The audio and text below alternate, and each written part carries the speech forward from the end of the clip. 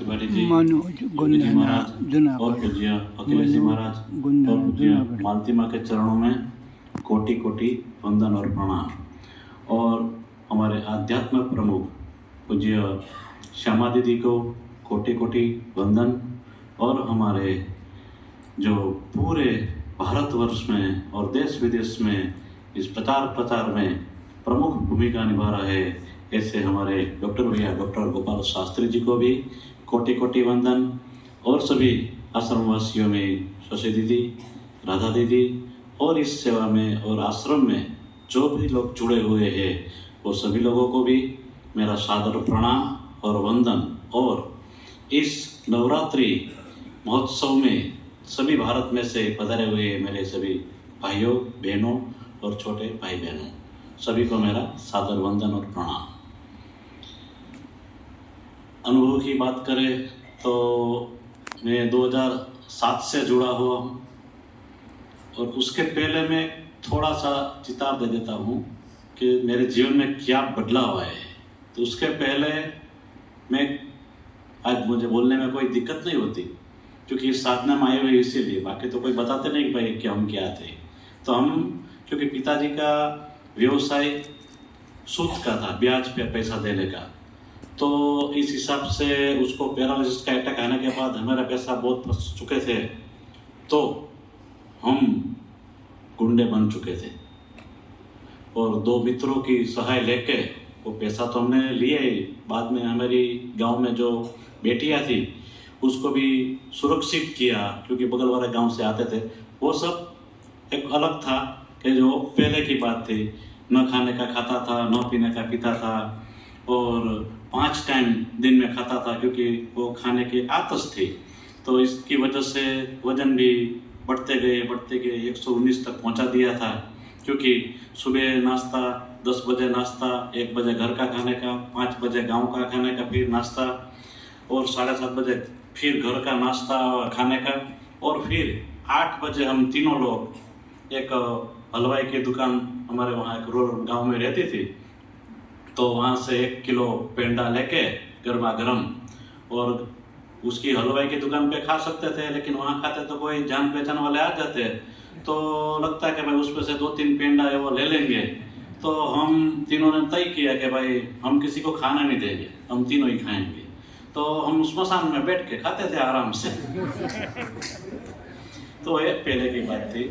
उसके बाद 2007 में जब हम जूनागढ़ में शिफ्टिंग हुए तब पहली मुलाकात, पहला सत्संग, जब हम वॉकिंग करने के लिए, क्योंकि वजन बहुत बढ़ गया था, तो वॉकिंग करने के लिए मैं मोतीबाग में जा रहा था तो एक दफ़ा वहाँ भरत भाई सोनी मिल गए। तो भैया आपका इतना वजन है और कुछ कमी है कुछ करने की, कुछ देखेंगे, कुछ हमने ध्यान नहीं दिया। तो फिर एक दफ़ा मेरी मौसी के घर पे उसकी मुलाकात हुई, जो दिन के पहले दिन होता है नूतन वर्ष के दिन, तो वो भी वहाँ आ गए क्योंकि वो स्वाध्याय से जुड़े हुए थे।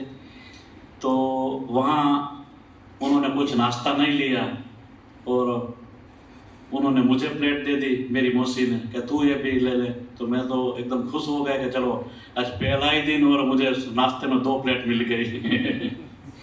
तो ये सब करते करते जैसे ही वहाँ उसमें जुड़ा, उन्होंने बताया, तब पहले अखिलेश जी भैया, डॉक्टर गोपाल शास्त्री जी और चौहान साहब, नायरीबाग में एक सत्संग शिविर थी तो वहाँ आया, देखा, समझा, बाद में उन्होंने बार फॉलोअप किया और हमको उसमें लगाया।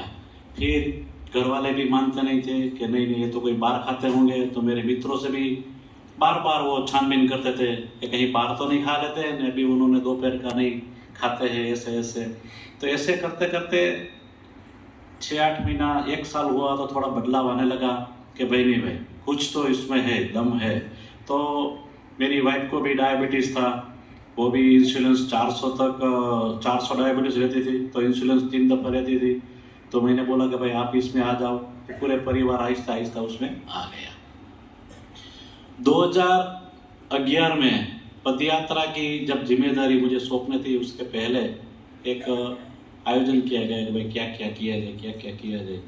तो ये जो साधना है तप सेवा सुमिरन, मेरे सभी जो पूर्व वक्ताओं ने बता दिया है कि भाई साधना से वजन कम हो गया है, हमारा दुख कम हो गया है, हमें ये हुआ है, ये हुआ है, वो तो एकदम ठीक है कि हम तप करेंगे तो ये सब तो होने वाला ही है, कि तप करेंगे तो दुख चले जाएंगे, दर्द कम हो जाएंगे, वो तो सही है। लेकिन सिर्फ वहाँ से ये अटकती नहीं है साधना, क्योंकि ये साधना तप, सेवा, सुमिरन, उसके बाद जो दीदी ने बताया, सेवा दीदी ने, कि समर्पण की भावना भी है। वहाँ आगे तक बढ़ना है, ऊंडान पूर्वक की ये साधना है। हमको डीप में जाना है कि हमको क्या करना है, क्या उसमें से लेना है। वो तो पहला स्टेज है तप वाला, कि वो हम करेंगे तो मिलेगा ही हमको, जरूर पहला प्रयास में वो मिलेगा ही। लेकिन जब उसके आगे आगे जाएंगे तो हमको क्या बदलाव आता है। मानो कि मैं मेरी बात करूं तो मैं बहुत क्रोधित और गुस्सा वाला था। मेरे को किसी के साथ झगड़ा करना वो एकदम सामान्य बात थी। मैं जेब में ही छुरी रखता था, वो अलग बात थी। लेकिन अब भी थोड़ा है भी, 20-25% अभी गुस्सा भी है, बहुत कंट्रोल नहीं कर सकता हूँ। फिर भी बहुत संयम से मैं अभी ये साधने में आया हूँ। तो जैसे जैसे हम आगे बढ़ते हैं, श्यामा दीदी, गोपाल भैया, राधा दीदी, उन सभी का जब हम मार्गदर्शन देते हैं कि भाई साहब भैया हम कैसे करना चाहिए, कैसे करें, तो धीमे धीमे हमको मार्गदर्शन मिलते हैं। तो वो हम प्रयोग करते हैं कि भाई ऐसा करना चाहिए, ऐसा करना चाहिए। तो ये तप, सेवा, सुमिरन करने से, मैं मेरे परिवार की बात करूं तो एक बहुत गजब चमत्कार हुआ है मेरे परिवार में। क्या हुआ है, तो तप, सेवा, सुमिरन से वाइफ की डायबिटीज नॉर्मल हो गई है, मेरा वजन कम हो गया था, मैं 74 तक आ गया था, अभी 84 तक हूँ। वो सब अलग बात है, वो तो होना ही है, क्योंकि हम एक प्रयोग कर रहे हैं, तो क्योंकि मानव नहीं डालेंगे तो वो तो होने वाले। लेकिन हमारे विचार में क्या आएगा परिवर्तन, हमारे समाज में क्या परिवर्तन आएगा, हमारे घर में क्या परिवर्तन आएगा, वो आज मैं बताना चाहता हूँ। कि साधना से सिर्फ वजन कम नहीं होगा, हमारा कोई दुख दर्द तो कम होता ही है, लेकिन हमारे पारिवारिक जीवन में भी ये साधना कितनी काम कर रही है, वो उसका एक मैं दृष्टांत दे रहा हूँ। कि जैसे कि 2011 में पद यात्रा होने वाली थी, तो सोमनाथ से द्वारका का आयोजन सब हो गया, हम वहाँ पहुँच भी गए सोमनाथ, वहाँ से हमारी पद यात्रा शुरू भी हो गई।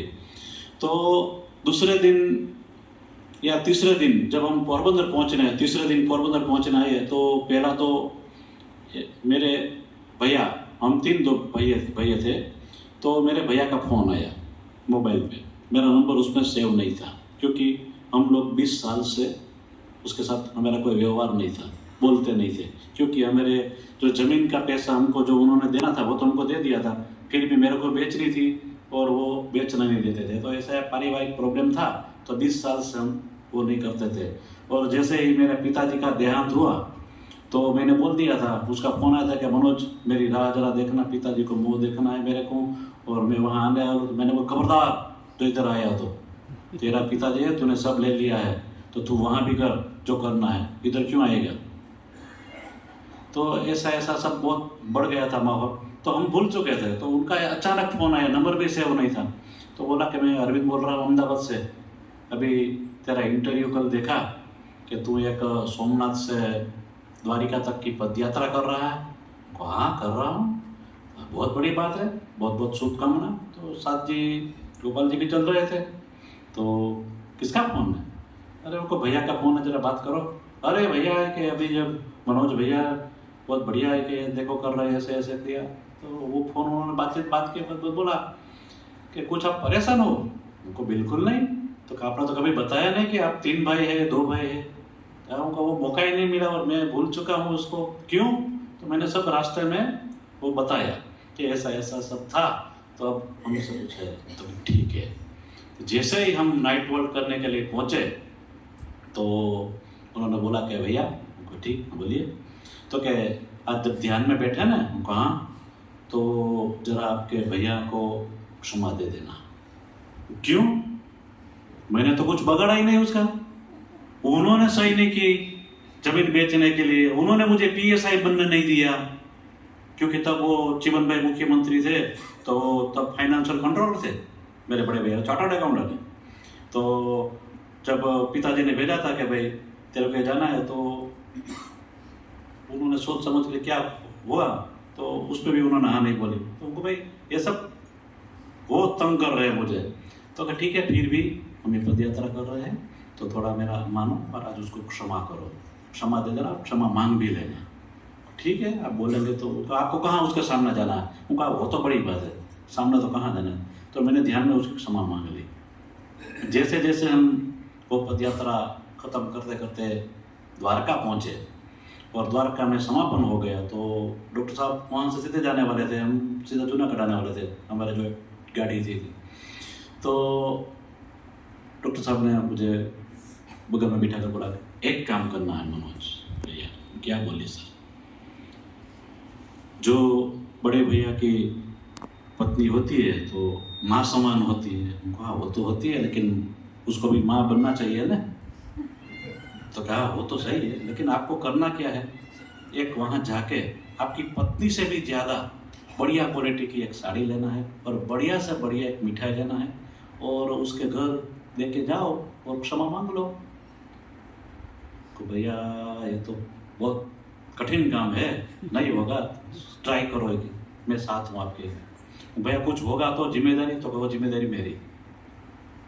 गोपाल भैया ने ऐसा बोला, वो जिम्मेदारी मेरी, कुछ होगा उनको वहाँ झगड़ा हो जाएगा, मारा मारी हो जाएगी, कुछ भी मैं कर सकता हूँ, तो वो सब जिम्मेदारी मेरी। ठीक है, मैं घर आया और वाइफ को और बच्चों को बताया, तो वाइफ ने तुरंत मना कर दिया, आप अकेला तो वहाँ जा ही नहीं सकते, जाना है तो हम साथ में आएंगे, उनको साथ में हम लेने जाएंगे, क्योंकि मेरा अपमान हुआ तो मैं दूसरे को दिख जाएगा, तो हमको अच्छा नहीं लगता ना कि हमारा अपमान हो गया। उनको वो तो नहीं, जाएंगे तो हम अकेले जाएंगे, आप गोपाल भैया से बात करो। तो रात को मेरी बेटी है मानसी जी, उन्होंने बातचीत की, तो कहाँ वो उसको अकेला जाना तो कुछ नहीं होगा। ठीक है, तो मैंने दूसरे दिन वाइफ को बोला कि जाओ साड़ियाँ लेके आओ उसके लिए। तो तब कोई 4,500-5 हज़ार की साड़ी लाई और मैं मिठाई काजू कतरी वहाँ महंगी महंगी वो मिलती थी, तो वो लाया 1 किलो का पैकेट और सुबह 5 बजे मैं अहमदाबाद पहुँच गया। अगर मानो कि कोई ये दूरी नहीं होती तो हम भैया के घर कभी भी जा सकते हैं, रात को 2 बजे भी जा सकते हैं, बिना दरवाजे वो बिना बोल के भी, लेकिन ये दूरी थी ना, तो मेरा कदम नहीं चल रहा था। फिर भी 5 बजे डॉक्टर साहब को फोन किया, भैया मैं अहमदाबाद पहुँच गया हूँ, अभी आप बोलो तो वापस चले जाओ, कुछ भी होगा। तो नहीं कुछ नहीं होगा, तुम जाइए आगे बढ़ोगे। तो मैं 7 बजे उसके घर पर 2 घंटा वहाँ बैठ कर वेट किया अहमदाबाद स्टेशन पे। तो जैसे ही घर पे पहुँचा, घंटी बजाई, तो 1-2 मिनट के बाद भाभी सामने आई, मुझे देखते रहे, अच्छा भाभी हो गई, अरे मनोज, तुरंत दौड़ के चली गई उसके घर में, आओ, ऐसा भी उन्होंने बोला नहीं। फिर भी मैं तो अंदर घुस गया और जहाँ बाहर एक हॉल में सेटी रहती थी, मैं सेटी पे बैठ गया। 3-4 मिनट हुए, क्योंकि भैया शायद सोते होंगे, तो उन्होंने उसको जगा कर बोला कि मनोज भैया जूनागढ़ से आए, क्या करने आए होंगे, अच्छा है कि, तो हमको भी पता नहीं। तो आए 3-4 मिनट के बाद, पहले अकेले, भाभी तो नहीं आई। अरे कुछ आने का कोई मकसद, कुछ बताया नहीं, फोन नहीं किया। उनको हाँ, मेरे गुरुजी ने बोला कि भाई आप वहाँ जाके जरा माफ़ी मांग लो, क्षमा दे दो, तो इसीलिए मैं माफ़ी मांगने आया हूँ। मैं फिर 2 मिनट इधर रुकने वाला हूँ, बस भाभी को बुलाओ, वो इधर आ जाए तो हम चले जाएंगे तुरंत, मेरे को कोई दूसरी चर्चा करने की नहीं है। वो अंदर गया, फिर 2-3 मिनट, क्योंकि भाभी को भी समझाना पड़ा होगा उसको, तो नहीं वो तो ऐसा होगा नहीं, अभी मारा मारी करेगा, ऐसा कुछ होगा, क्योंकि बहुत गालियाँ दी थी ना जब ये हुआ था, बहुत गालियाँ दी थी, बहुत उसके साथ मैंने बुरा बर्ताव किया। तो जैसे वो दोनों लोग आए, तो मैंने भाभी को पैर छुआ और उसके हाथ में साड़ी रखी और भैया को भी पैर छुआ और बोला कि जो भी गलती हुई है मेरी ही हुई और मैं आप दोनों की क्षमा मांगता हूँ। तो जैसे उन्होंने एक बच्चे को गोदी में लेते हैं, बात भिड़ते हैं, ऐसे ही उन्होंने बात में लिया, तेरे पास यही सुनने के लिए मैं 20 साल से घबरा देख रही थी कब मेरा मन हो जाए। दोनों इतना रोए, बात मत पूछो, बिठाया मुझे। और क्योंकि मेरा भतीजा के भी शादी हो गया था, उन्होंने अंदर गए, बोला है कि देखो मनोज अंकल आए हैं, उसके पैर छूओ, क्योंकि वो तो मैंने देखा ही नहीं था, मैं शादी में भी नहीं गया था, उन्होंने मुझे बोला नहीं था। वो दोनों आए, पैर छुए, तो उसको भी देना पड़ता है ना पहले तब, तो उसको भी 500 रुपया दिया कि चलो। भैया को बोला भाई अब मैं जाऊँ, तो वो तो तेरी भाभी को पूछ, भाभी मैं अब रजा लूँ, तो क्या नहीं नाश्ता वास्ता भी सब दीपावली बनाएंगी घर से ही, तो वो आपको करके ही बाद में हम सोचेंगे कि उनको नाश्ता तो मैं करता नहीं, मैं कुछ खाता पीता नहीं, दोपहर में शाम को खाएंगे, दोपहर में हम फल सलाद खाते हैं। लेकिन अभी मेरी एक बस है 9 बजे की, तो मैं जाने की इच्छा है मेरी। तो नहीं, भैया ने तुरंत मोबाइल लिया, क्योंकि मेरा भैया, उसका लड़का और उसकी बहू तीनों चार्टर्ड अकाउंटेंट, तो उन्होंने तुरंत, और उसके नीचे शायद तब 40 लोगों का स्टाफ था, बहुत बड़ी ऑफिस है उसकी वहाँ अहमदाबाद। तो उन्होंने तुरंत फ़ोन किया कि आज हमारे पारिवारिक इधर मेहमान सब आए हैं, तो आज ऑफिस में छुट्टी रहेगी सबकी। अरे उनको भैया मैं अभी 10 मिनट में चले जाने वाला हूँ। तो कहा नहीं, आज ऑफिस में छुट्टी बोल दी, आज तो तेरे को रुकना ही पड़ेगा। अरे उनको मैं, ठीक है तू पहले स्नान कर ले, वो मैं कपड़ा कहाँ लाया हूँ क्योंकि मेरे को 10 मिनट 5 मिनट ही रुकना था, क्योंकि मेरे पास कोई कपड़ा है नहीं, मैं लाया ही नहीं हूँ। बस आप मुझे हाँ बोल दो तो मैं चले जाऊँ। देवान काका को टुवाल दो, सब गंजी मंजी सब दो। तो उन्होंने उनका कपड़ा सब नए ला के मुझे दिए, मैं स्नान किया, पायजामा भी उसने उसका दिया, तो मैं पहन के बैठा। फिर के आज तो तेरे को चाय नाश्ता करना ही पड़ेगा, जो भी हो, तो वहाँ अपने घर पे कर या ना कर। तो चाय नाश्ता किया। तो उसके बाद मनोज हमने प्रोग्राम बना लिया है कि तुम आया है, बहुत हमको अच्छा लगा है, तो आज ही के हम छुट्टी भी रख दी है, तो दोपहर में हम एक पिक्चर देखने जाएंगे, बाहर खाना खाएंगे और एक मॉल में जाएंगे। अरे भैया सभी लोग देख रहे हैं, तो पहले तो मैंने फिर गोपाल भैया को फ़ोन किया कि भाई साहब इधर तो सब माहौल ही एकदम चेंज हो गया है। तो क्या वही तो मैं बता रहा था ना कि सब जिम्मेदारी मेरी है। तो इतना मैं प्रसन्न हुआ कि उसकी ना पूछो बात। तो जैसे ही दोपहर में वो पिक्चर देखने का प्रोग्राम बनाया, हम पिक्चर देखने गए, बाहर खाना खाया, बाद में एक मॉल में ले गए। तो मॉल में ले गए तो देवंग ने बोला कि अंकल आप जीन्स पहनते हो ना? हमको हाँ जीन्स तो पहनते हैं। तो नहीं, आपकी चॉइस कैसी है जरा मुझे बताओ तो करो, मेरे भी लेना है। तो उन्होंने उनके लिए भी एक निकाला और मेरे लिए भी एक जोड़ी निकाला।